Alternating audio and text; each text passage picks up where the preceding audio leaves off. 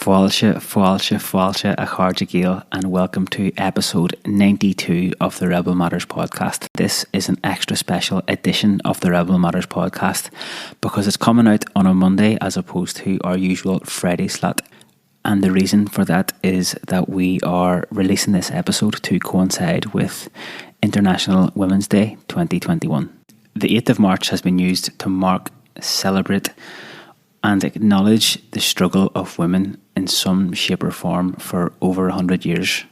It also offers opportunities to highlight current struggles that women face today and show solidarity with various movements all around the world. And on the most basic level, it's a good chance to show your appreciation for the women in your life. Anyway, we wanted to do something special to mark the occasion here on Rebel Matters, and Vicky and myself were delighted that Bernadette McAliskey and Deirdre McAliskey were happy to come on and have the chats with us for this special International Women's Day episode of the Rebel Matters podcast. Bernadette is known all over the world for being a lifelong human rights activist, and in particular for being a leader of the civil rights movement in the North, and also for being elected as a member of Parliament for Mid-Ulster between the years of 1969 and 1974.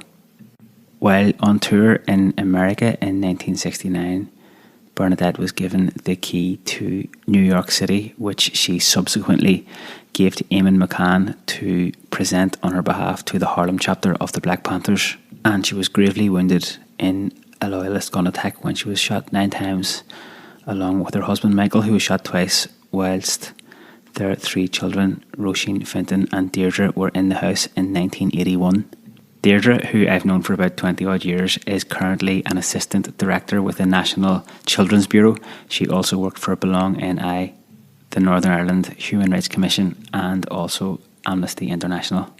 You might also have seen Deirdre on the big screen in Some Other Son, Pulling Moves, or the film Erka Fada, and actually that's kind of how myself and Deirdre got to know each other, because we were both doing a bit of work in the theatre company Aisling Gare about 20 odd years ago. And another interesting fact about this chat is this is actually the first time that Deirdre and I have ever spoken in English together.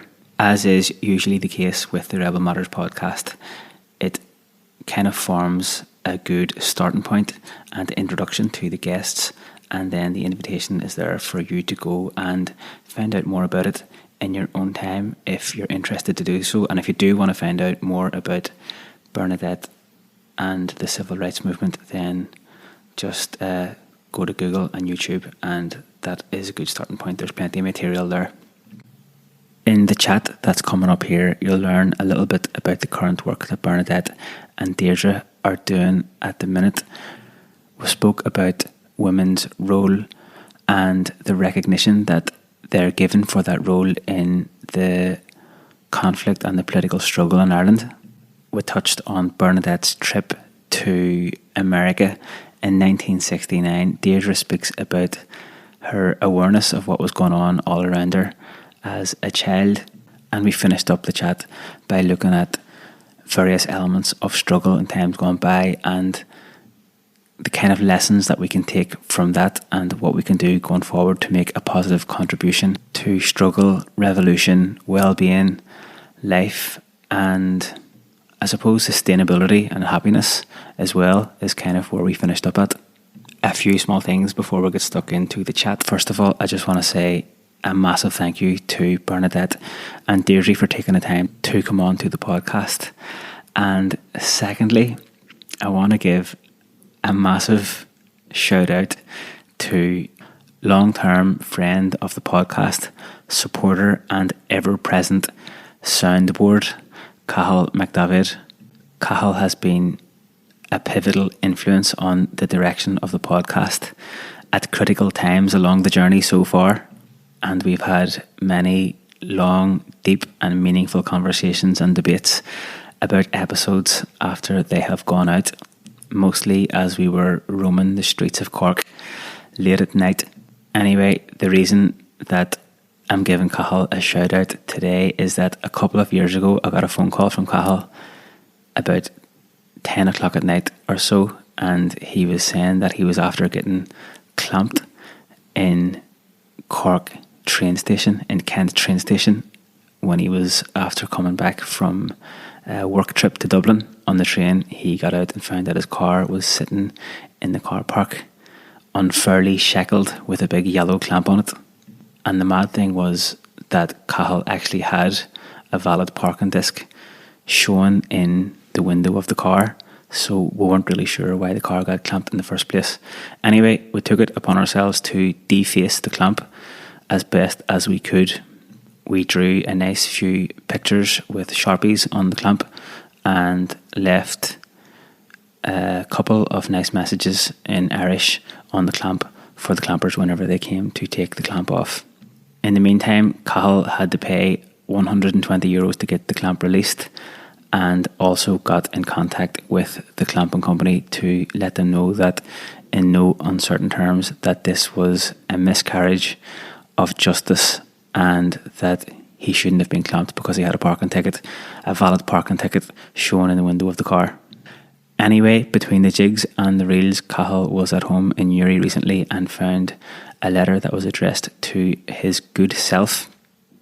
And when he opened it, he realised that there was a cheque for €120 in it from the clamping company and a wee apology for this grave miscarriage of justice. They didn't say anything about our artwork, but Cahill has kindly donated the €120 to the Troublemaking Fund of the Rebel Matters podcast. So I just wanted to say a massive Gurkhead Mila Magat to Cahill for that donation. That's 1 for the Revolution and the Rebel Matters podcast, 0 for the clampers. As a side note, if your car is ever unjustly shackled, don't be afraid to take a Sharpie to the clamp and write the clampers a wee message, or maybe even a bit of poetry. If you have any creative suggestions about what we should do with this €120, then send us a wee message and we'll see what we can do. And on that note, a massive thank you to everyone who has been listening to the show, sharing it around on social media and getting in contact with us, and especially Gura Ked Mila Maigov to everyone who has supported the show on Patreon. Last week we got over 100 patrons for the show for the very first time, and we are proper chuffed with the endorsement that you guys have all given us by supporting us on Patreon. The show has got a good bit of media coverage in the last number of weeks, which has been really brilliant. And aside from the acknowledgement and recognition that we're getting from the media, and most especially from our patrons over on Patreon, on a practical level, the support that we're getting on Patreon really helps us to keep the show on the road. Every episode takes around 20 hours of work between myself and Vicky. And literally, just in the last week, because we've hit over 100 patrons, we now have a bit of money that we can put towards helping us with the editing of the show. The patrons of the Rebel Matters podcast are literally keeping the show on the road. 2 weeks ago, we got the first 50 prints of the Father Des Wilson print that we commissioned Jowl 666 to do, sent down to us by Damn Fine Print in Dublin, and they are going to be getting sent out in the next couple of days, if they haven't already been sent, to the patrons of the Fuinchog and Cull tiers. If you want to find out what the 5 different tiers of support are over on Patreon, they're ranging from €3 up to €30 a month, and they're all named after our favourite native Irish trees. You can go over to patreon.com/Rebel Matters and check it out there. As I was saying earlier, International Women's Day is a very good opportunity to acknowledge and recognise the women that you have in your life. So if you don't do anything else today, get in contact with one or more of the women in your life and tell them that you love them and you admire them and that they're class. And that is enough for me today. So let's get stuck into episode 92 with Bernadette and Deirdre McAliskey.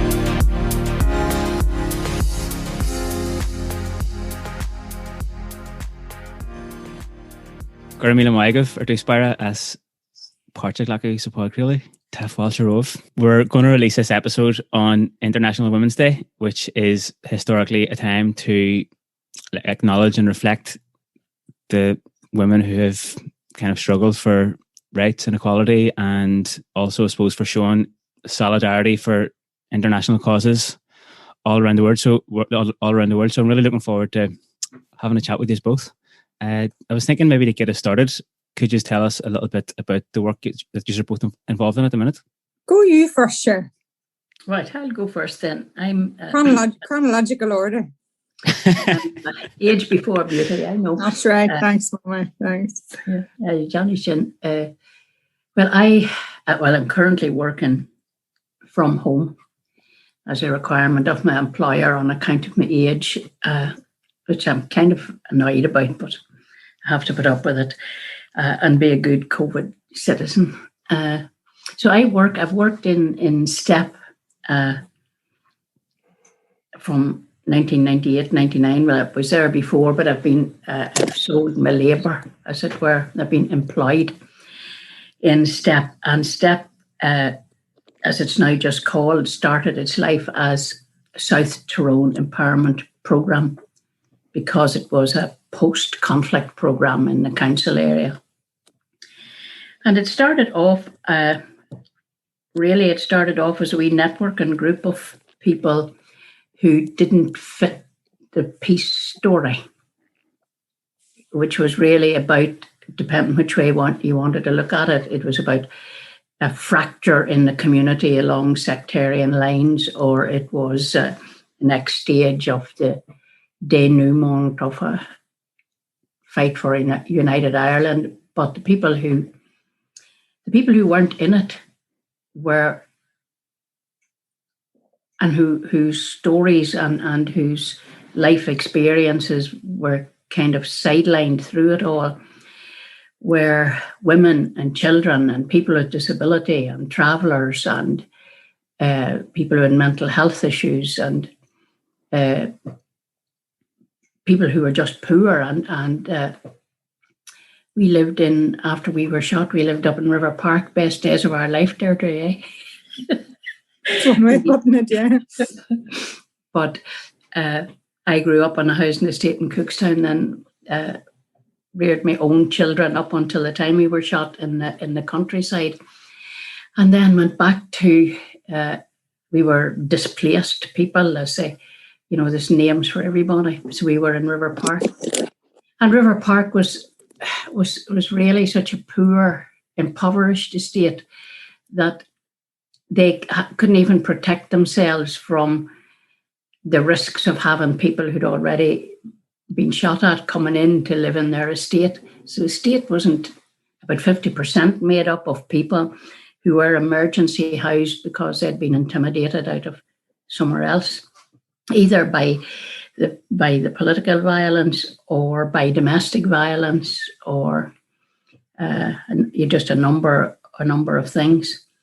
But it's a very, very impoverished and disadvantaged community. So I settled in there and said, I don't know about my children, but they were some of the best days of my life anyway, organising on that wee estate.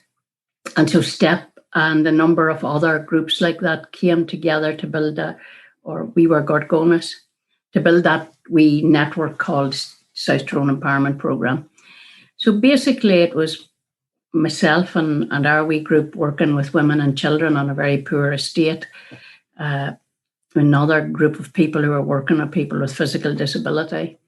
And then a couple of wee cultural groups who had maintained cross-community links across the villages right through the Troubles and right through the war. And we came together and started to build our own. I think what we were trying to say was the people whose fundamental rights and dignity and stories had been left out of the war should not be left out of the peace. That's where we came from. And so we built that wee network and built STEP. And then because of the political settlement and opportunities arising from economic stability, we had immigration to meet the labour demand. And it was normal and natural to us the way we worked, our understanding of community. It was natural for us when new immigrants arrived in the Dungannon area, mostly to supply workers to the agri-food meat industry, the chicken industry, and harvesting. So that's really what it was. And then later on, coming in from Eastern Europe with engineering skills. So we had a big increase in the population over a short period of time from 1999 to 2004. And it made sense for us. It just was a natural thing for STEP to do, to widen that community circle to include the new neighbours, as it were.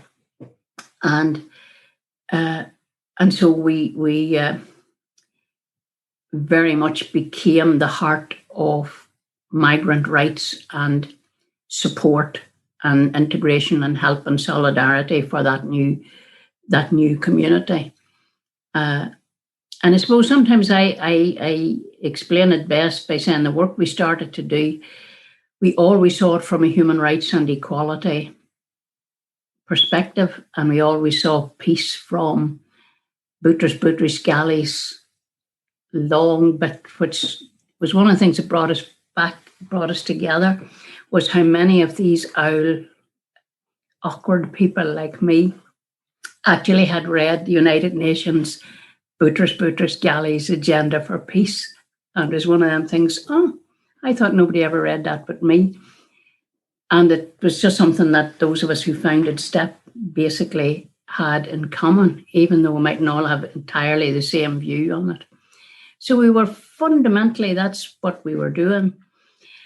And I'm doing it since. And the organisation has grown. Fundamentally, we still do the same thing, but we're now a bigger organisation, and we facilitate a regional network called Stronger Together, which is an interracial, interethnic network for people and organisations who are actually working against racism and working for human rights and equality, and keeps me off the streets, and that's the only disadvantage that it has. I imagine that the work with STEP has become even more important today, and that people are kind of more reliant on the network that you provide because they might not have a family network while being here. That's right. I think that's one of the things that people tend to forget. The things that are ingrained in you because you do have these networks. You do have somewhere to turn. There are things that you do know pathways. They may not always work for you, but you know how the system works. And it may not work properly, but at least you know how it's supposed to work. But if you're devoid of that and you don't have family networks, you don't have elbow room, as we call it. You don't have room to maneuver. You don't have the same safety nets. So from helping to create those networks and then helping people to understand and navigate the pathways, but always doing it alongside people so that they know how to do it for themselves, and also how to work together to resolve things. So it's not a competition, not a competition between people for who'll get and who won't. And then there are days when we say, I tell you this, it's not as easy as we make it look. But we love it. I love it. I'm very fortunate having effectively been denied the opportunity to earn my living or work, which on the good side of it gave me plenty of time for mischief and other good things. but I only really got the opportunity to undertake paid employment for the first time when I was 55 years of age. And of course, then I had no pension. I had missed a bit during the war of people who robbed the odd bank and put it down the back of the sofa for when the peace come.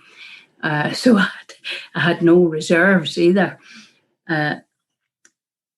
That's my excuse for still working. But fundamentally, I still work because I consider myself privileged to be paid to do the work, to do things that I would do anyway, and did do anyway. And I'm always amazed if people say, have we made any progress? I say, yes.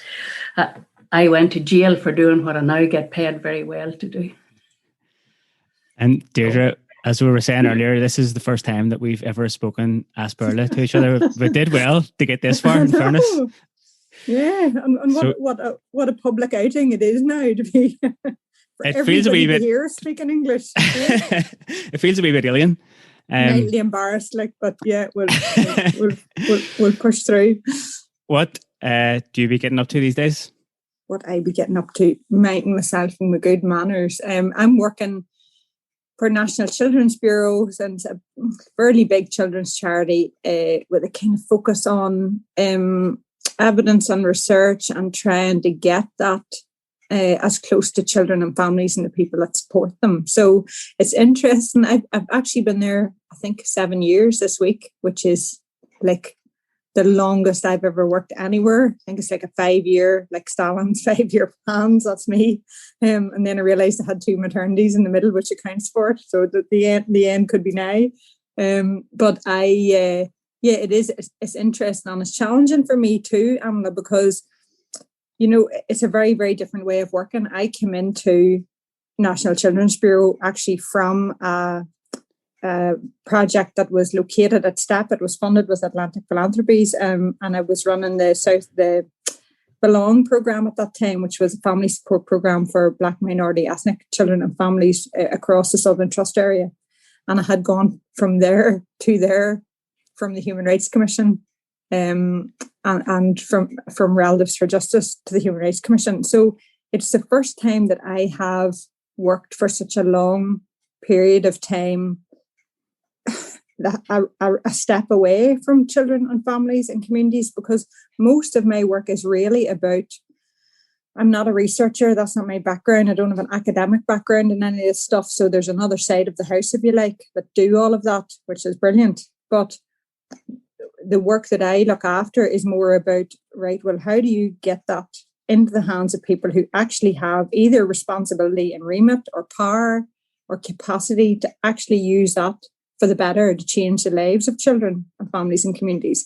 And what will really happen when you take the best evidence, which in the world, and put it into a real service or a real life community, a river park, an education system like we've got in the north. What happens when you take the best, what we know should work to change lives, and then actually just try and fit it in, which is mostly what we're doing.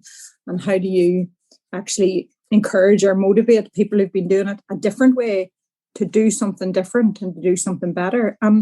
For me, that has meant that I've had to, I'm essentially supporting the duty bearer now, if you like. I've worked all the rest of my adult life with the rights holders. I've worked with the people who need that,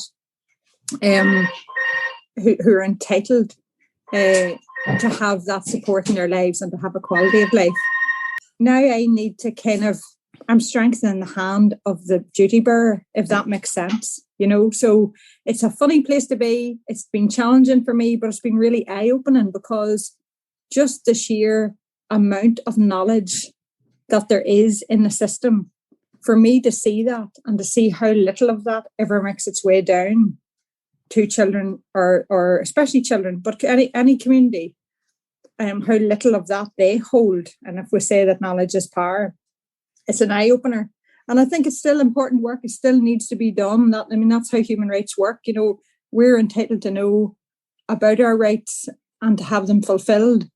But by the very nature of them, the state and its agents must fulfill them better. And so I'm in this now very different place where I am essentially helping them do work that should better fulfill the rights of children and families. But when it's not your natural place to be, it's challenging. For me, it is. It's class to have the both of us here. Have you ever done like a thing together before like this? We went out to South Africa together. That's right, we did. About 10 years ago. And that was a great eye-opener there too. Thanks for that, Bernadette. Yeah. Let me just say about South Africa that I'm glad I went, but you now can't know what you know. You know that when you can't unknow what you know. Once you've seen it, you can't unsee it. Every day we were there, it got worse. Like, that, I think we went with a feeling where I thought, these people won, if you know what I mean. This is what society looks like when you might have been said that to have won. What year was it? 2000. What are we in now? 2021, 2011, maybe. Well, it's about 10 years now, isn't it? Yeah, it is about that long ago. You were at the Human Rights Commission. It just happened. I was still at the Human Rights Commission. That was a connection, and Bernadette was going out through connections with Atlantic Philanthropies and that kind of international mentoring scheme. And we went out to brilliant people at the AIDS Law Project, amazing people, and meeting them and seeing their work and being so excited about it on the first day. And then it unraveling day by day, literally why that work was still important at that time, why they were still doing it, and the context in which they were doing it.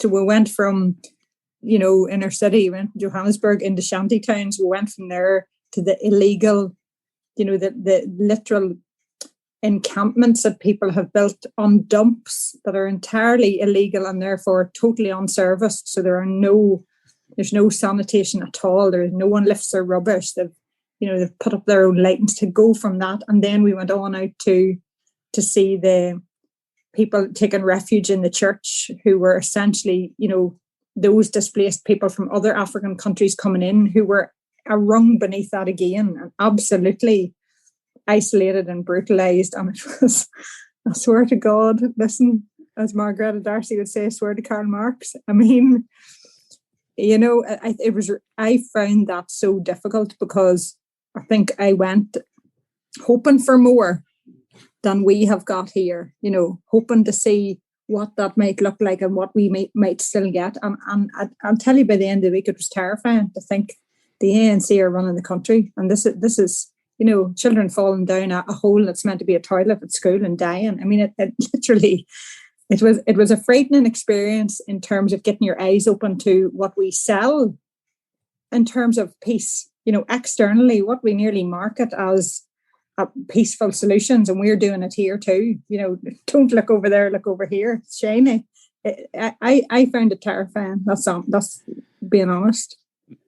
I remember the first time when I went to Palestine. I don't know if you've experienced this when you were in South Africa, but whenever I was there, which was in early 2018, I was there for maybe 10 days or something like that. But we were going from place to place and meeting people. And then as soon as that meeting was finished, we were back in the car and going to meet somebody else. And it was like one thing after another. Nearly didn't have enough time to process what was going on. And then it was only whenever I came back, I think I came back on a Friday, and I was thinking Saturday, Sunday, I'll just chill and then I'll be back to work on Monday. Grand.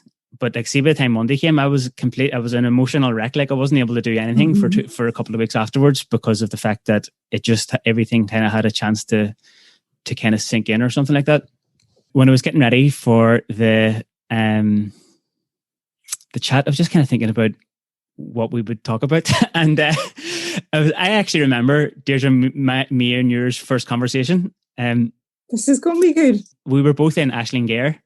I was doing my work experience, and you must have been doing a play or something, or some kind of work for them. And I just remember sitting editing something on one of the computers, and you were sitting by the computer next to me, and we were just chatting away. But it kind of got me thinking, when I was thinking back to that time, and like, I don't know, I must have been like 15 or 16 at the time. So that's like... So I was probably 17 is what you're saying. 20 years ago.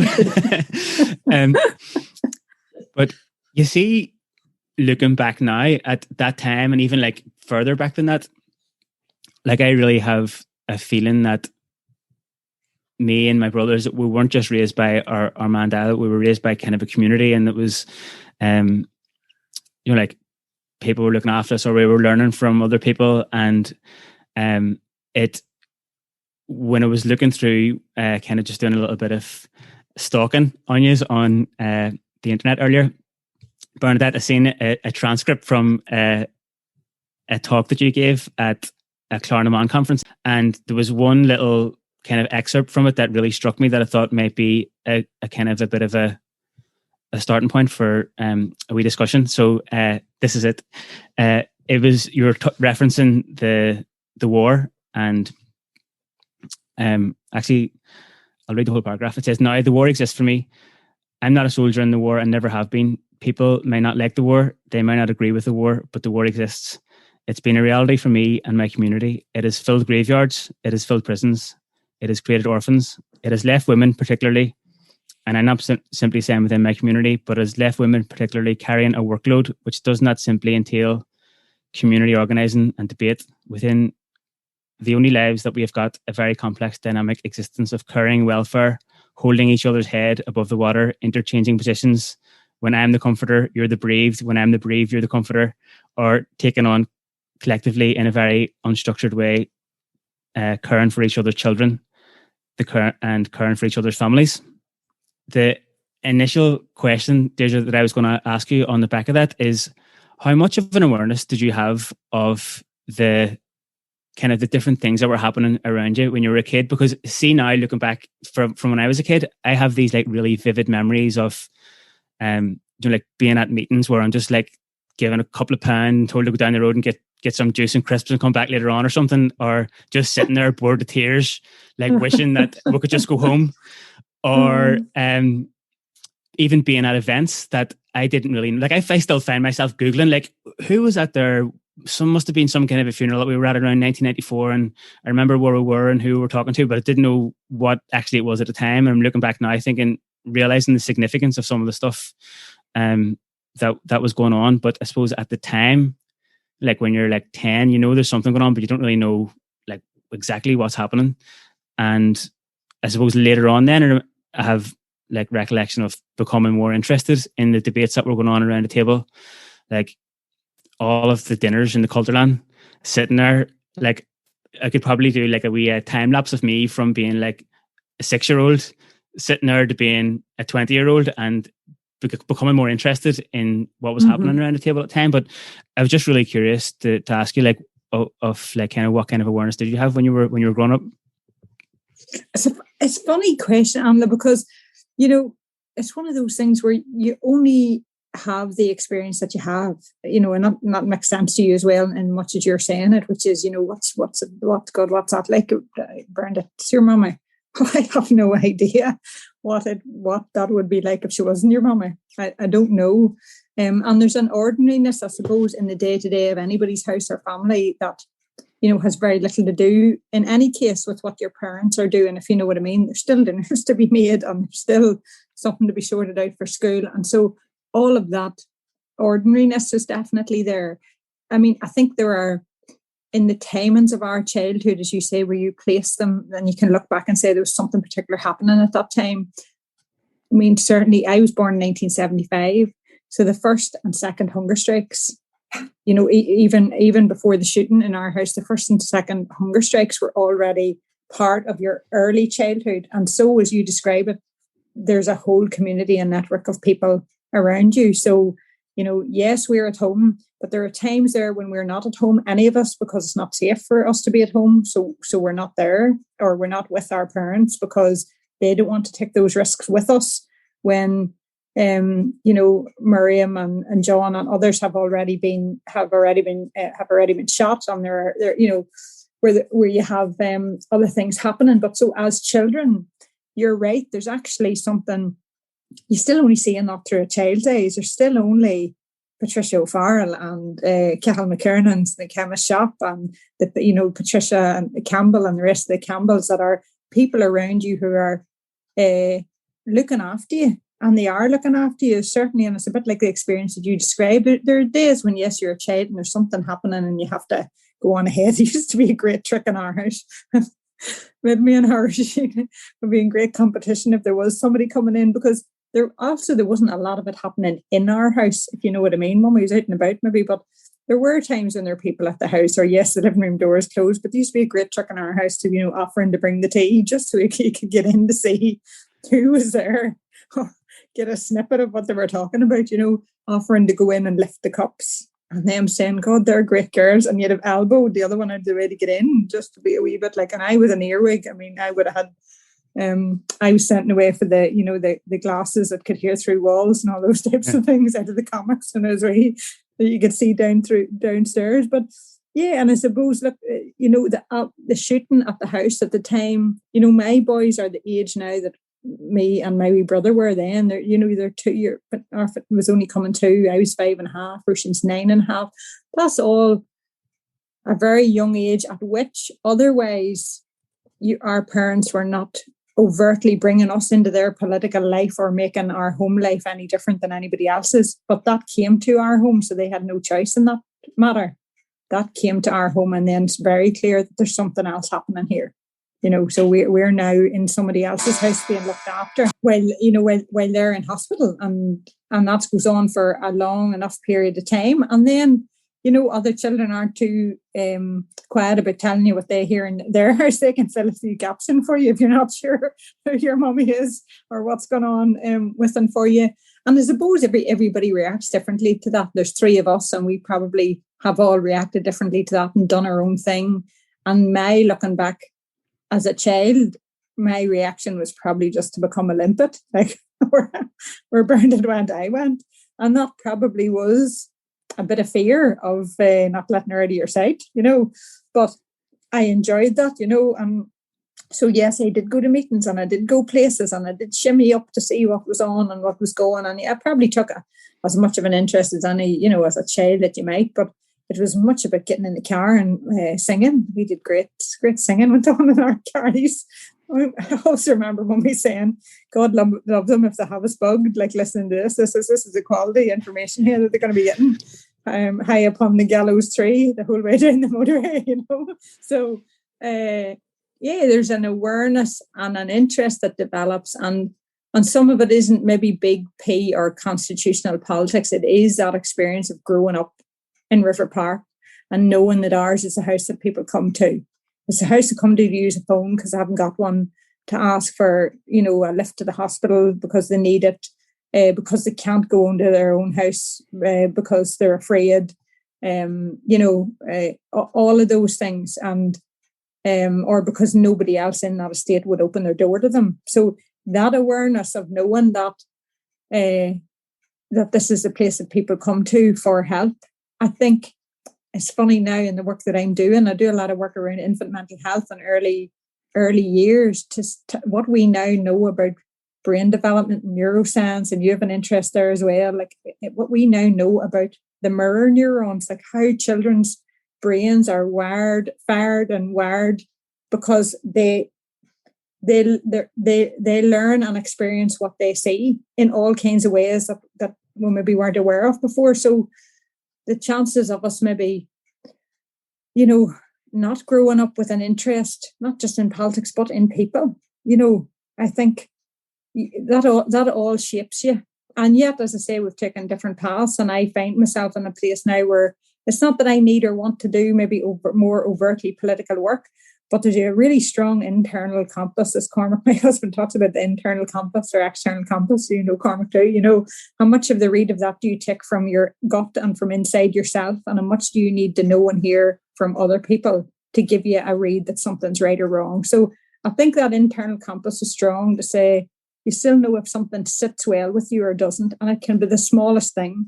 It doesn't need to be the big rights and wrongs of the world. It needs to be, I was at the garage yesterday and I could see there was something wrong with a very young woman with a tiny baby in front of me, and be upset and been met with a stony face by the man, and then a second at the local garage till finally the temper was breaking on me. I had no idea what they were talking about, but I could see her in a state, and I could see she was getting absolutely no help whatsoever. This is the rare, and this is the badness, you see, of not minding your own business, that I had to go, excuse me, can I help? And this young woman turned around. Do you know what was wrong? She put diesel in her car. She tapped her wee card and it didn't work. And she couldn't remember her number. She just panicked. And she had tried to explain that. Nobody helped her. She then had to get her 10-day-old baby out of the car, come back in. They were giving her a form and telling her that if she could fill in the form, but if she then didn't pay within 24 hours, they'd give it to the police.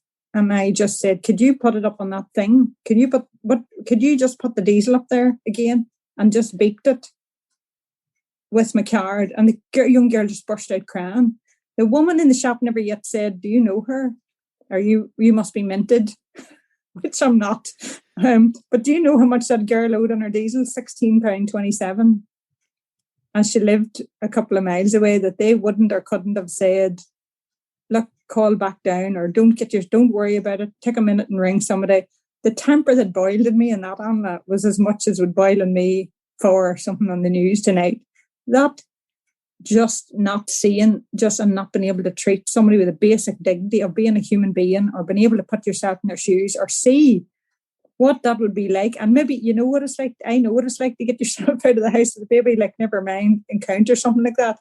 But that's the basic day-to-day that we probably saw as much of in our rearing as we did of any big, something that as you say, you'll Google Bernadette or you'll see her on the news. That's the kind of thing that needs to light a fire in you, because if it doesn't, there's something wrong. If you'd have walked on past that girl and the stone cold pace of them people, and I'll not be buying my diesel end again, I can tell you that. That kind of relates back to what you were saying there, that it not been always about the kind of the big P and like the big sort of like headlines in the newspaper, but the day-to-day things that you carry forward that can be really positive, kind of carry on coming out of situations of conflict. And like one of the things that I was kind of looking forward to opening up a discussion on with both of us was how women's contribution to the political struggle in Ireland has been portrayed, or if it's been given its rightful place or kind of highlighted enough. And see, along with that, I'm kind of conscious that this is a question that men don't get asked very often. Bernadette, just kind of going back to that little excerpt from the talk that I read out there about women kind of slipping into different roles. And so I'm really conscious of not asking the question of, oh, well, how did you balance, being kind of like a leader within the community of this big movement and being a mom as well? So I suppose that's not the question that I'm asking, but the question is like, how did you experience that slipping in and out of different roles throughout the years and through all the different things that happened? I think the reality of it was, if I look at the big question first, what was the contribution, and what were the different contributions of different women over that whole period of struggle. And the first difference was when you go to the context in which it happens. Women who have children and women who have men, put it that way, women whose dependents include grown men and small children, have 3 jobs. One, the job they're independently doing as human beings, which might be paid employment, might be political activism, it may be home building, but they do that job along with childcare and child education. And then the other job they do is man care. So if the man goes out to a paid job, it's a woman's job to get him out. That's just the way that it was, and to my mind still is. So that core family role is the majority, the majority role. And that's not to say that younger men now don't take a more active part, but the sense of the coordination and holding it all together role within the family still falls to the woman, officially or unofficially. And it did then. So if men were going out to fight wars, or if men were going out to pontificate about wars or organize demonstrations. I never saw a man, by and large, they were so few as to be negligible, who took their children with them on those adventures. So when a man went, he went alone. So if the woman was then going, the children came with her, or women organized amongst other women as to who would mind children while things were being done. And so there's a more communal way of working, because the children are mixing with other children. People are doing things by osmosis, and women are not role or status oriented in that same way. Men are and women do, to my mind. It's a generalization, but it's the way it is. So a man is a doctor or a bricklayer or whatever, and then he has a job to do. Whereas women do things, and women kind of describe what they do rather than what they are. And that also has maybe changed over time. So the role of women was a significantly more communal role and less militarist role than that of men. So when you talked about, if I talk even at the local level of Coal Island, where the military used to have a duck patrol, and the women in the town had a hen patrol.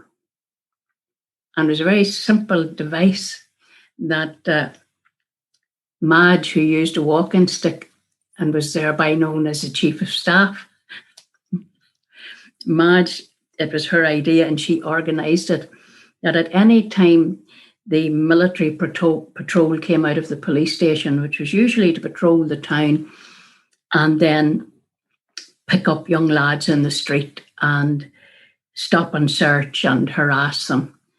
And then that would start rows and people would get arrested. So a group of women, and they were mature women. They were women who had grown children, and women who'd be about the town. They might be in the cafe, they might be in the chemist shop, but they'd be going about the normal business of women. But as soon as they saw the military patrol come out of the police station, they stopped what they were doing and walked after them. Didn't matter what they were doing, they just stopped what they were doing and they walked after them. And then they would walk alongside them and they would engage the soldiers in conversation. Like, does your mother know what you do here? When you write home to your mummy, do you tell her, do you know what I'm paid to do here? Pick on wee boys half my age and scare the daylights out of them. Stop. So it got to the point that when the soldiers came out and saw Madge and her patrol coming towards them, they turned and went back in again. And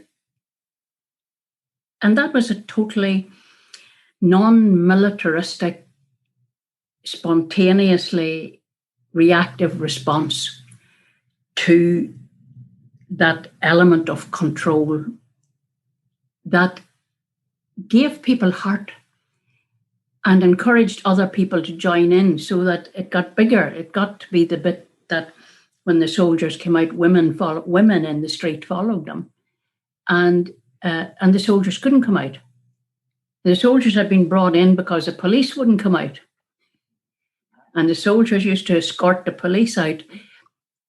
So it was, it wasn't snipers, it wasn't the fear of being shot or blown up in the street that stopped military patrols in Coal Island.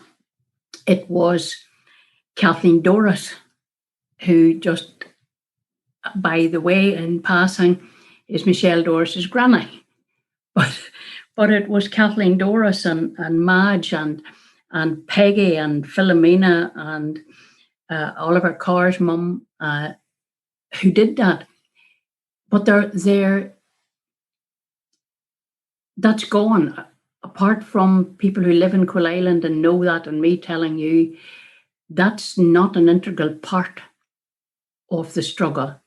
Although those things and things like them happened everywhere. If you think of the Falls women curfew, and it was the women who broke it, the women who just went out and said, we need bread. We're talking lots about curfew. We have to go for bread. We need milk. Get out of here. And all went together. And what are you going to do?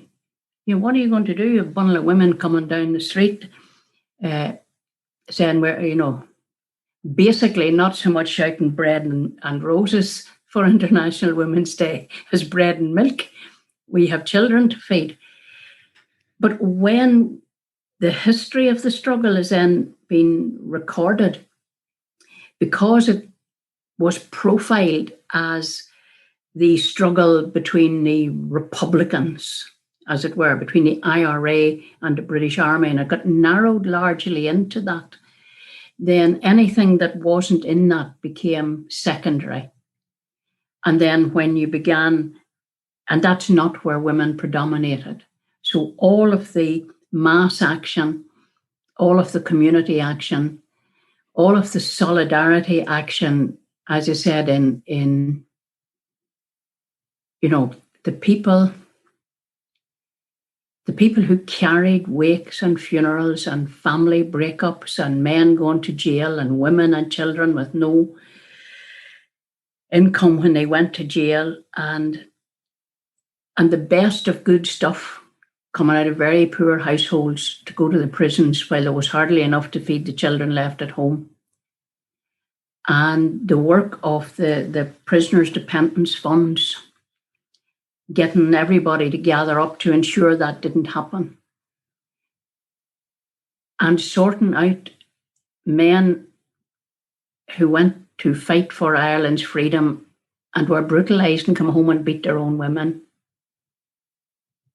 And women who went out onto the street to stop police beating men, to go home and get beaten by the men that were protected. All of those things were women's struggle. All of those things and all of those contradictions and being with you and being against you when you were wrong were the dilemma of women. And solidarity across whoever it was and whatever organisation they were in was women's work. But when history comes to be written through the power struggles, those stories aren't there. And then you begin to see women's participation in that period being almost only defined by what women contributed to the IRA,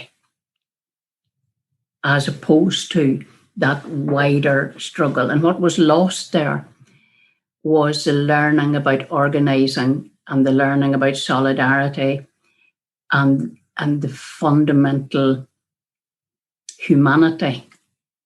Because what war and military action does is brutalises your thought process and your sensitivities, and the degree of brutalization of the community would have been significantly worse if that network of communal solidarity and building hadn't been going on. And the women also, by and large, were able, the cities may have been different, but in the rural area, people lived in villages, and there was no such thing as a postman that didn't deliver the post in Moygashill and in Coal Island. And if you wanted to go to the shop and you wanted to go to the town, it wasn't like West Belfast. It wasn't self-contained. It wasn't like the Shankill and those communities. It wasn't self-contained. In the rural areas, you had to get out on the road and go from A to B. And every road was a potential threat. Every road you travelled was a road outside of your own safety zone, by and large. unless you lived in very small communities and villages with less than 500 people in them, and you never went out. So lots of that was different, and that whole political with a large P or a small p, that solidarity, that humanity, that understanding of that instinctive understanding of rights was effectively, as it normally is in war, held not by the fighters, but the fighters couldn't have fought without it. But the whole struggle tended to get pulled into and defined by the war. And then the history of those struggles were written in terms of what was and what was not contributing to getting the IRA or the Republican movement to the table. And ironically, when you look now at the celebrations of the Rising and the War of Independence and the partition and the treaty, that it's only now that the various roles of women at that point, people are now writing them up. So maybe we'll all get a look in about 50 more years from now. And it's almost as if it's not safe to talk about women at a time when other women could learn from the experience of what they're doing. So we keep having to reinvent that wheel every second generation. Yeah, so what do you think about that, having grown up with all of this kind of organising going on around you? What do I think about it? Well, I mean, I suppose, like I say, that there, we talked a wee bit about those influences. I think the organising thing is interesting at all levels, because, as Bernadette's saying there, it's not that is a thread that has been held on to, whether that thread's been cut or dropped or we had too many threads to hold. I think you definitely see, and I see in the work in some of the communities that I've been involved in working in here as well, that it often feels like we're starting again and starting from scratch in a way that it doesn't necessarily make sense for us to be. And it's really, I'm listening to Bernadette as you're listening, saying that, about how deliberate is that as a strategy that we don't, whether that's through a written history or an oral history or just given that the due attention that it should receive. How deliberate is that thread of organisation? Where it is strong, it's strong, and it in the Irish language community as well. But we look at communities and minority communities here that it's not there, and we saw that with the treatment action campaign in South Africa. They're really, really strong, like, political literacy campaign for people whose circumstances, because I think the argument sometimes here is, and rightly so to an extent, that people's lives are either so deprived or so depressed or oppressed that the expectation that they might also be organising outside of keeping, children fed or heat on is unrealistic and deliberate part of the way that the system is built. And yet we saw that in those communities that I described to you, an entire network of not just young, but there were a lot of very young people involved in community activism, and not just activism, but active organisation of communities and the sharing of their knowledge and literacy with others who would become a kind of peer or community educators, like a spider web, an absolute network. And that's something we've talked a good wee bit here ourselves about recently is, where are the threads that we can pick it up and who do we learn it from? And if we need to learn it from South Africa for other places, but there are people here that, as you say, there are not necessarily written in the history or acknowledged for their contributions in all kinds of, in Eleanor Roosevelt terms, in the smallest places closest to home, who have done that and have those skills. And it definitely feels like we're still in a place where there's some great projects on the PPR, the participation in Practice of Rights project in Belfast that's working with small communities of people around mental health and around housing. But there's a lot to be done there, and I credit you. I see the work that you're doing there, even in a new community that isn't it's not where you're from, but you bring something with you that is that you can't really put it down, that you value people and community and breaking bread with people and saying that's where it starts, and actually caring about each other. And it feels like we're in a funny place maybe where there should be more of that happening than there is, and certainly where it is happening, and there are some great campaigns, but they are all either very localized or so concerned that they will not, that they achieve their own gains. And I think we've seen this across, years ago, we tried at a very broad human rights level to bring some of those campaigns together, that they would be more explicitly rights-based or rights-aware, so that organisation would be more about supporting rights, regardless of it being my campaign or yours, of it being. So we have Irish language community, we have great people, young people working around, young women working on period poverty. You have campaigns for around sexuality. We've had the campaign around abortion and everything else, but there's not a place or a space where all of us view or see each other as part of the same organisation and part of going right back to that basic humanity and the right of people to be fulfilled in their potential in life. There's still something not there, and yet we're talking this up as a rights-based society, which just takes me to the fire. But anyway, I think we've sold ourselves some lies as well about how far down the road we are. Some of the things you're talking about there, like, the way when you're looking at the passing of time and we're after coming out of a war situation, and like, so there's not an armed struggle going on anymore, but some of the issues that you mentioned there, like abortion rights, and even like marriage referendum and stuff like that was in the South, and things like direct provision, or people who are coming into the country from like as refugees, they seem to be a lot of the current issues of today, like period poverty as well, as you mentioned, and a lot of those campaigns are being driven by women as well. And to go back, Bernadette, to what you were saying there about having to start again every second generation, these are the issues of today that women are kind of driving in many ways, in similar way that women in the 70s and the 80s and the 90s were driving kind of separate issues. And I suppose what I have in my head is like, what can we do to make sure that the likes of the women around Coal Island getting the Brits to go back into the barracks, that those women are given recognition and that their stories are told, and also that the women that are driving a lot of these really important campaigns today, that their work and their commitment to these causes and the struggles are being recognised?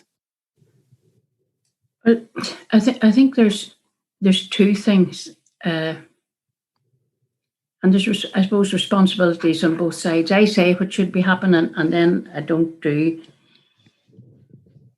enough of this kind of stuff here, because if there's nobody left to tell it, only me. I'm still here, and I started very young, so a lot of the people I work with are older than me and no longer here. So if those of us who hold the stories don't tell them, and I think there's a lot in the telling of them as opposed to the writing of them. And personally, I have a great. I think that béaloideas is a very different thing from book learning. And the recording of oral histories and voices, even if they're second generation at some point in this stage, should be collected. And they don't have to be collected as a big project.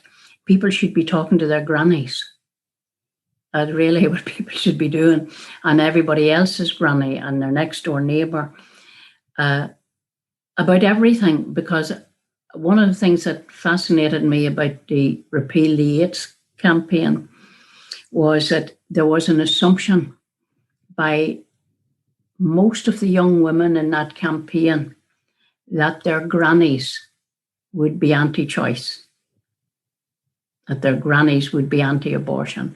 And so they put out, which was a very good, it was a very good message, talk to your granny and win her over.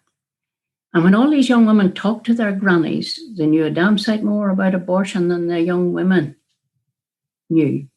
And what actually happened was that large swathes of these young women didn't realise that they had radical grannies in terms of women's rights. So that seemed to get stuck there. And then people didn't think, oh, God, I must ask my granny about something else, because that might not be a one-off. So I think there is a lot about that in terms of at least documenting in small places the lived experience of people that collectively shaped that time. But I think there is also at a different level as well, there's a bit of truth telling has to go on in terms of how we perceive ourselves. And what I find fascinating is what's creating that dynamic is nothing about us. What has created the new conversation is the new people. Black Lives Matter has opened a conversation to say to all of us, who exactly do you think you are? Because I tell you who you look like to us. You look like people that got fattened on our slavery. And we're saying, oh, no, we're the same as you. And they're saying, don't look like it from where I'm standing. Not because your skin color is different. That's not what they're saying. They're saying, where do you stand on what's happening to us? Because if you believe in rights and equality, if you're the children of struggle for rights here, where are you when we are here in direct provision? How come you never knew in your history of your struggle that Frederick Douglass was here? How come Mary Ann McCracken has got a new lease of life? Not because of her role in terms of the United Irish Men, not in terms of her role of radical Presbyterianism within Irish society, but she's been rehabilitated in society because she was an abolitionist. And I think all of that is very healthy because it's creating a critical analysis for us of ourselves. And one of the most inspiring things I see, when I'm looking for the Madges and when I'm looking for the organising women and seeing who's doing it, yes, there are good organisations like PPR and people, good projects, but who are the people who are doing it for themselves? Young Black women who have not been conditioned here to speak with a certain deference to the police because they're not as bad as the police we used to have. Because they've been conditioned to think this isn't the old police, this is the new police, so give the new police a chance and don't be giving them bad manners.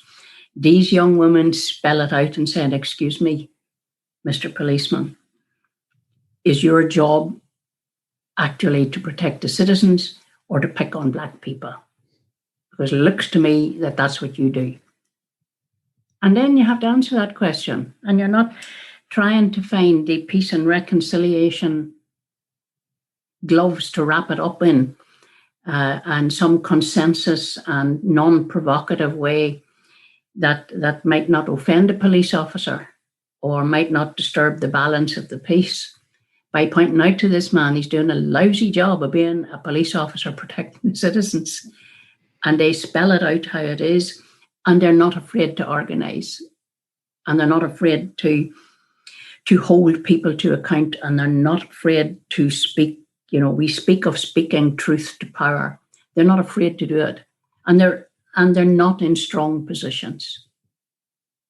They're not in stable positions. They're not protected from the consequences of that in terms of being able to make a sustainable living and to progress their personal careers and whatever else it is people want to do to build their own lives.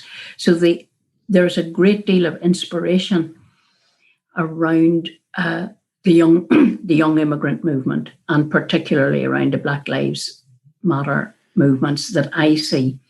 And within the Stronger Together network in which I work, if I'm looking for young, fearless, principled young women to lead social change for the whole society, I would be looking, and if I had to start and name them all, most of the people I would name within the context of Northern Ireland wouldn't be white young women. And to me, I don't mean that that's a bad thing. I think it's absolutely brilliant that is there. And I think that changes the dynamic of the conversation that we're having. It will change the dynamic of the conversation around a shared island, a united Ireland, a post-Brexit, whatever. And we have to get used to that, because it's the same as everything else. The world is changing, and I keep saying to people, hold on to your hats, folks. The revolution shall not be white. I'm just so delighted. And it shall not be male either. That's not to say that it will be black and female, but the idea where, with the greatest respect to Karl Marx, who should not be confused with Jesus Christ, he's not God either. And the revolution will, it will come, but it will not be led by the leaders of small left-wing sects who are predominantly white and male-led. When it's coming, it'll be the same as it happened the last time. All those who thought they were leading it will have to run like hell to catch up with the young women at the front of the line. Bernadette, what was it that inspired you so much when you were over in America with the Black Panthers? I read earlier that you said that you learned a lot about feminism from them. Well, it was the same, in a different way as Deirdre was talking about the South African experience. And I'll say nothing about South Africa other than when the two of us went and my maternal instincts were there, I could see, I could see the impact of South Africa on my daughter, because you could see all those things. And I was seeing them too, but yet I was seeing them in a slightly less traumatic and traumatized way. Because there were things about that that inspired me, that people organised. But when I went to America, my experiences were a bit more like Deirdre's in South Africa. I just catapulted into America. I know it had never crossed my mind to have the slightest interest of what America looked like. I wasn't in it. But America was an eye-opener to me. One, I had never physically encountered wealth that I saw in America that was commonplace. The differential between the life of the average person organised, working Irish American white people was something I had never envisaged before, coming from rural Northern Ireland and poverty. And so I stayed in the houses of really nice people and good people. But their houses to me were like small hotels. I'd never, till I went to America, been inside a house that had 5 bedrooms in it and 3 toilets in the basement, and a woman who did. I discovered the woman who did when I went to America. Almost every house had one. A woman who came in and did. So you, as in any house, when you, an Irish custom, if you were in your neighbour's house and you had food, you'd get up and help to wash the dishes, and they always said, "Oh no, leave them, we have a woman." They had a woman who did that, a maid, a servant, or something. They didn't see them as that, but they were women who came in, minded the children, did the washing, did the housekeeping, did something. And the women who did were almost invariably women of colour. So almost the average working American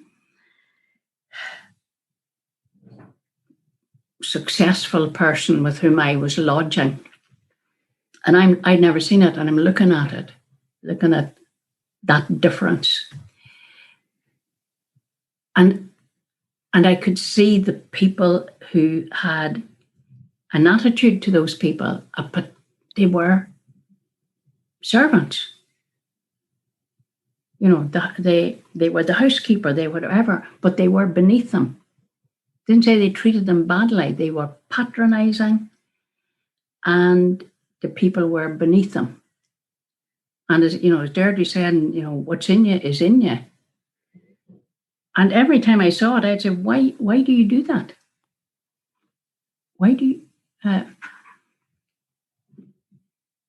I could just see it, that the kind of racist behaviour that people can't see in themselves, that is just so blatant when you can see it, you can't not see it. And I could see that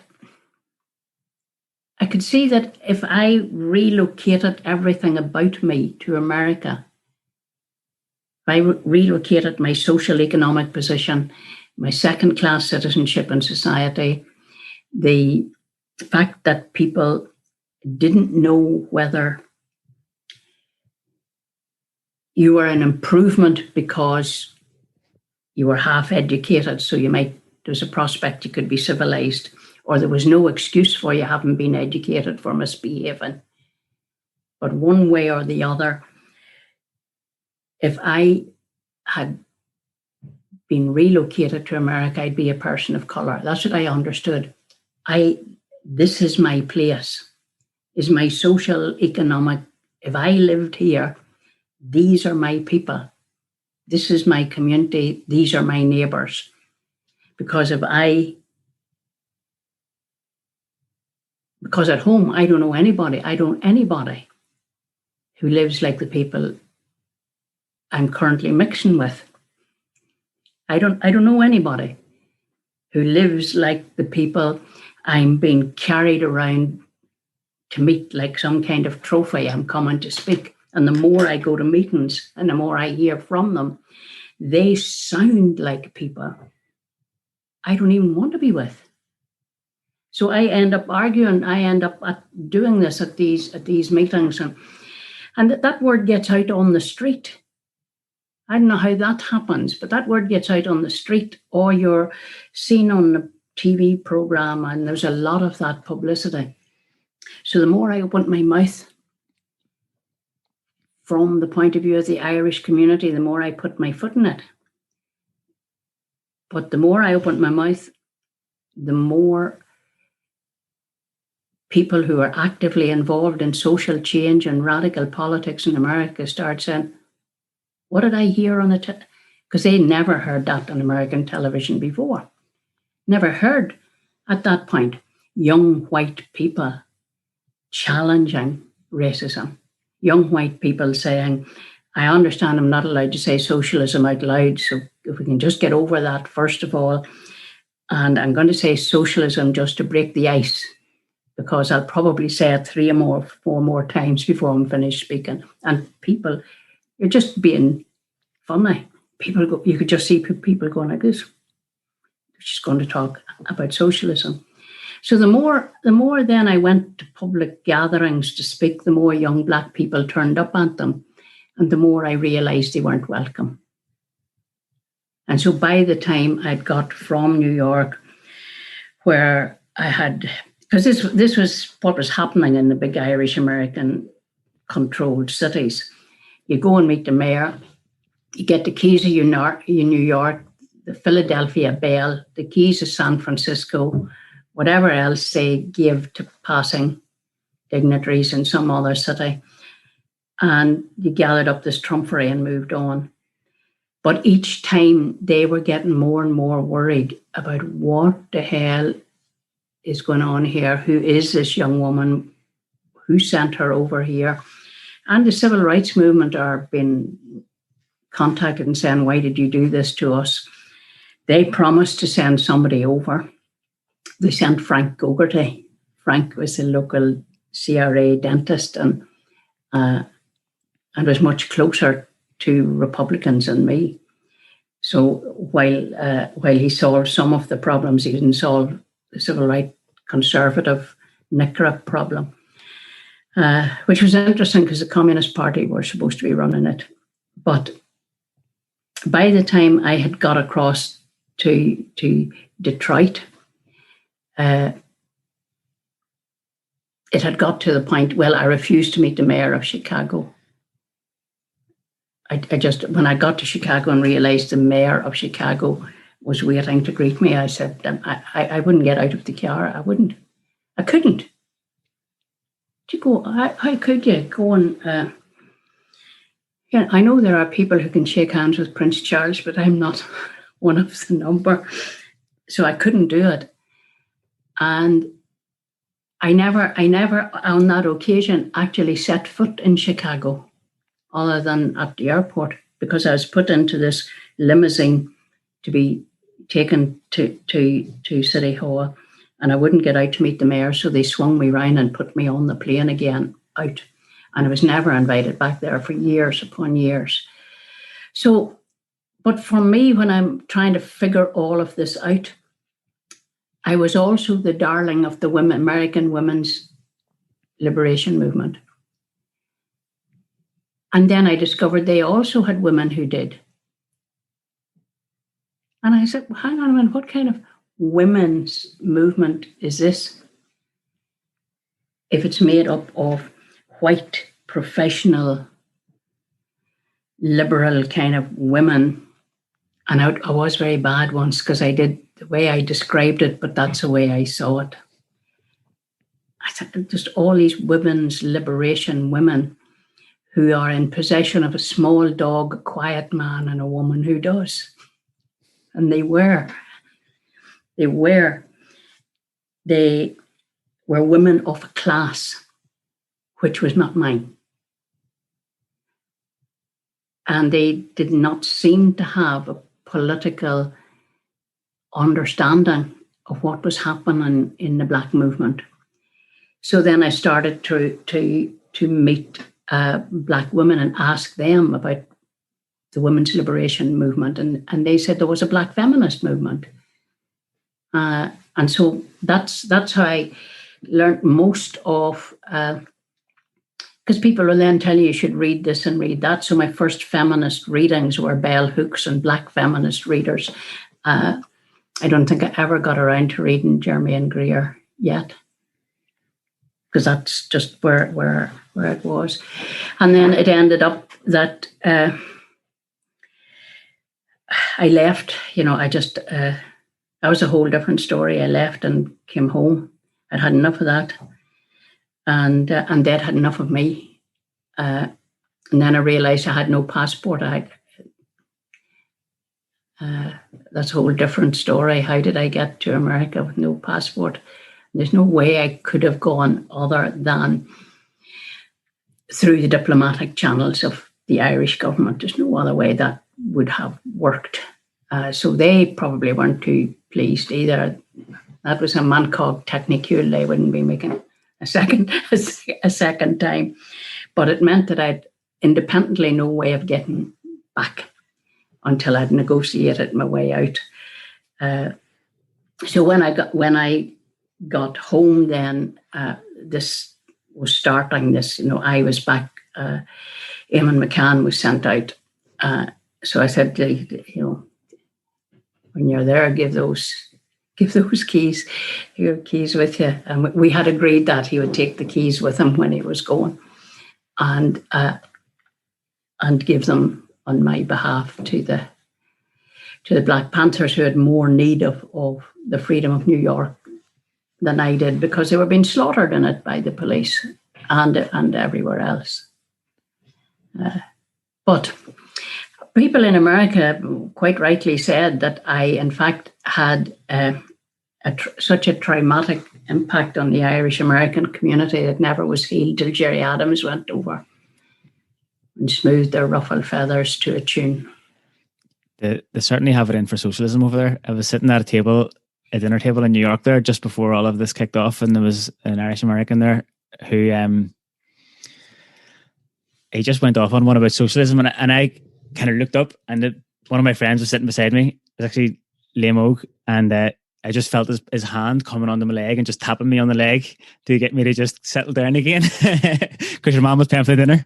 You see, like all the stuff that we're talking about here, like in the civil rights movement in Ireland and the Black liberation movement in America. What are the things? I suppose it's an open question for the both of you, really. But what elements of those things can we carry forward today? And I suppose that might be kind of a nice way to bring the conversation to a head and just have a little bit of a chat about,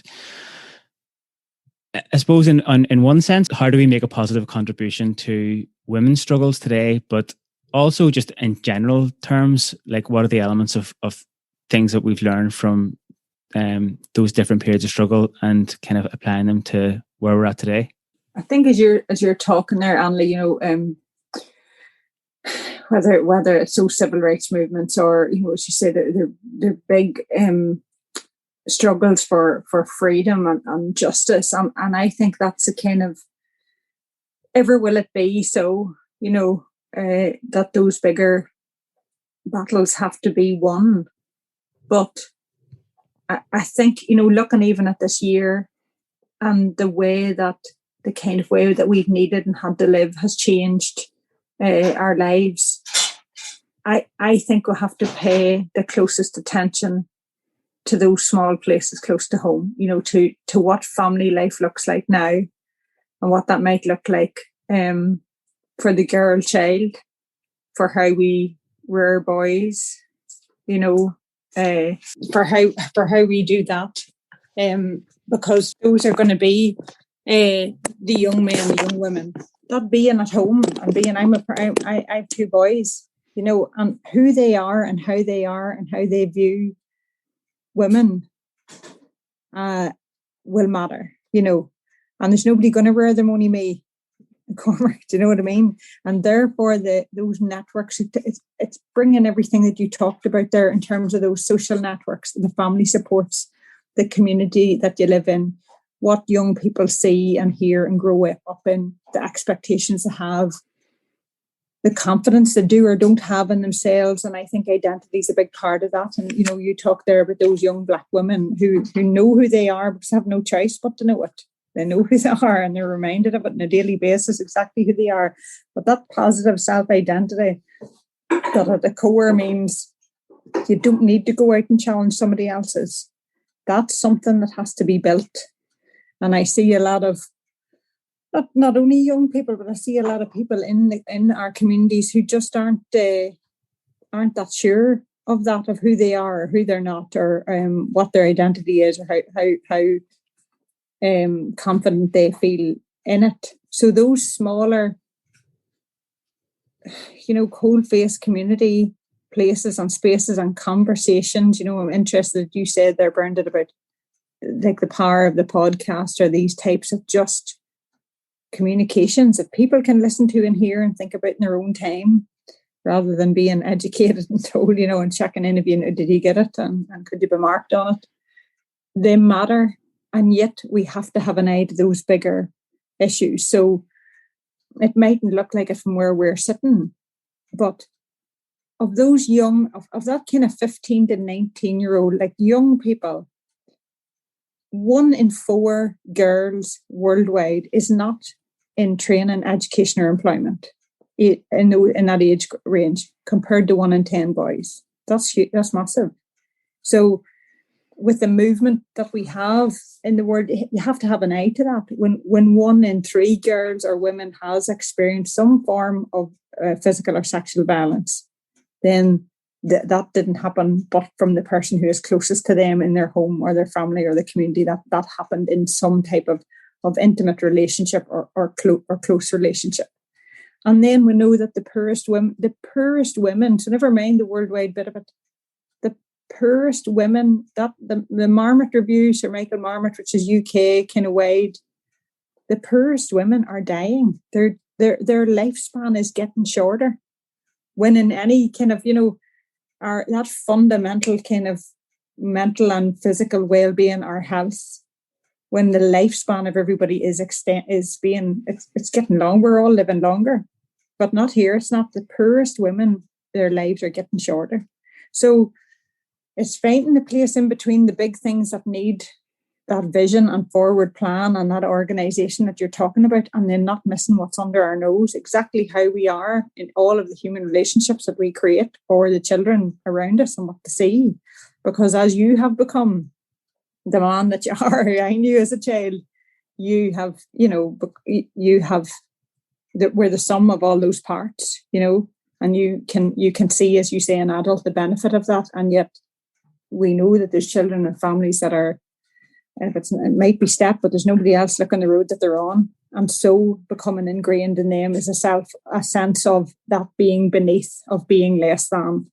And that pervades. And so the belief that there are in the world people who are worth more than others, you could see it on a day-to-day. So, I think there's a whole lot of things to do as a challenge to me, like I say, in the work that I'm doing now, to say my feet are too far off the ground for my liking. But what do I do about that right now? But how I rear my boys matters, and maybe I might have said yes or no to making time to do something like this, to say I think it's helpful. I think those conversations matter. Not necessarily that everybody wants to contribute to them, but if they can just even think, just thinking is a good start, and encouraging people to think is something not to take for granted. What you're saying there, for good or for bad, like the last year, we've all ended up kind of in this bizarre situation where people who are like families are spending much more time together, and those small things have become, I suppose, bigger things, really, because like you're saying, like if people are homeschooling and people are kind of more confined to the family home more than ever before. And the other thing that springs to mind there, and I don't mean to open up a whole other hour of conversation, but of the bigger issues that you mentioned there about people kind of not feeling like they have confidence in themselves, or feeling like there's some sort of a hierarchy where they're lower on the ladder than somebody else, must have a lot to do with all of the marketing and the advertising that we're exposed to more than ever through like every single channel that you can think of, TV and the internet and the phones and everything. And I suppose that's probably one of the big issues in terms of people, young people especially, confidence in themselves, is being able to live in that world of marketing and advertising and be able to still have the confidence in themselves and the love for themselves despite everything else that's being thrown at them. Yeah, I saw something recently that said, liking yourself is a modern day act of rebellion. And so it is, and it's a good place to start. I think that's very wise, because one of the things that I think has been very core in my own life is that, and then I see it in where it's not in other people, is that we were brought up well, my father died when I was 9, but before he died, and then subsequently by my mother consciously to believe, she used to say things like, keep your head up and keep your head down. And we used to say, kind of make up your mind, but we knew what she meant. Hold your head up and keep your chin up and walk. There's nobody better than you. She would tell us that nobody better than you, and there's nobody worse than you. So we had this confidence in ourselves and small things. Like Deirdre laughing about singing in our car. We sang in our house. We put on concerts. We did play. We had no Rex. We went down more sofas for extra money than the Department for Communities at the end of a financial year. But that's my clock that keeps chiming all over this conversation. Sorry about that. But having that sense from childhood, having that sense that you matter, that you count, that you are somebody, simply because you are somebody, and it's not about your financial status, it's not about your height, and it's not about how clever you are. It's because you are, and you have a right to be, and you have a right to be you. And the things that matter is that in being yourself, you do not deprive other people of their right to be them. And you respect people for who you are, and you take them as you find them. And you start from there. And I think a lot of that is lost in the way that we live. So I suppose coming back to your question, like where do we start and what do we do? If we go back to the 70s and the women's movement of the 70s, the great slogan, and I stand by it to this day, is you dig where you stand. You start where you are and you dig where you stand. So for many people, the best they can do for today and tomorrow may well be the purely personal, in the way they conduct their relationships with other people, in the way they are witness and they are ally to everybody around them. So it is not in their company that people make racist remarks about travellers. It's not in your presence that somebody leaves a woman and child embarrassed and fearful because they can't remember the PIN number on a bloody hole in the wall card. So that may be as much as you can do for a while. But if you can do more and you're doing more and you're organising whatever national campaign, it's not worth anything if you don't do the small personal bit as well. If you haven't got time to be what you proselytise, then move along the bus, because you're going to be a problem sooner or later. So I think we can't all do everything, but we can all do something. And in the process, I think we do have to then think. But that's a process of when you get to the point of thinking, how does it all sit together? Because the one thing when we talk about how we do anything against the reality that we're actually killing the planet we live on. So time is finite, and there's a bit about me says, did you not already know that? Time is finite. Everybody's personal time is finite anyway, and it has just dawned on the human race that they too might be extinct. Whatever made human beings think that they shouldn't follow that pattern, given all the other things that are extinct and whose extinction we have helped, whatever made people think it wouldn't apply to us. But what is killing us more than anything else is the false illusion about why we exist. You know, why do any of us exist in our small, limited sphere? We are social animals driven to exist for as long and as well and as harmoniously as we can, and to accept that that won't be forever. But somehow we have been driven to believe that the purpose we exist is to earn money, to build a house, to pay for a house, to build a bigger house, to get to work quicker, to do more work, to earn more money, to buy more stuff that we're not going to need, that we'll give away to charity. And when we've emptied the house, we'll start again. At a very personal level, we are driven to believe that we live to consume, all in front of us, to regurgitate it and consume it again. That's what happened at the fall of Rome, that people just existed to service greed. And what's killing us is alienation from our own human selves and human solidarity in the false drive created by marketing, created by capital, to consume and consume, to earn money and to spend it for no reason other than to increase the profit margin of less than 10% of the population who can't spend the money that they acquire. And if we are going to, see what's out in front of us, the thing that we forget is that if we're going to save the planet and save the world and save the revolution, counterintuitively, we all have to slow down.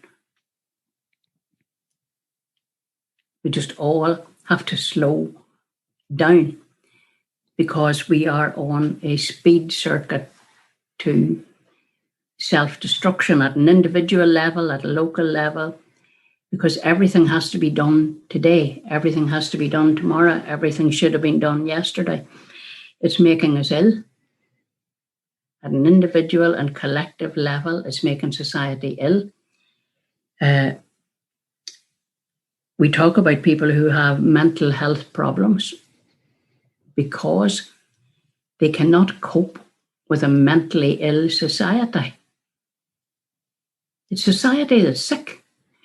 It's the system that's sick, and it's making people ill. And it's killing us all. So while we're all rushing to change it, my Women's Day message is slow down. You move too fast. That's an old 70s song. Got to make the morning last you. We could have been a medley soundtrack gone with that, Because I was thinking of Solidarity Forever at one point, and then you went from there into the Ballad of Accounting, and then you moved into and Teach Your Children Well was in there. I don't know, Anna, if you want to. You can do a duet now. Well, I was just going to say we could just for another day. For another day, we'll throw in Bread and Roses as well. But right. I think that'll do us for the night. Gormila Maigat Hian. Yeah, Gormwagat. Ganta Velorlat, Emerl a few. This episode of the Rebel Matters podcast was presented by me, Anna O'Carolan, and produced by Vicky Langan. The Rebel Matters podcast is 100% funded by our followers over on Patreon, and we are very grateful for that support. If you'd like to become a patron, then you can find us on www.patreon.com/Rebel Matters, where you can see the various tiers of support that you can choose from. Every single bit of support that we get here at the Rebel Matters podcast means a lot to us and really does help to keep the show on the road. Anyway, that's all from me this week. So, Gajian Kedarella Akarja, Slan Gafoil, Agus Kenny Fury.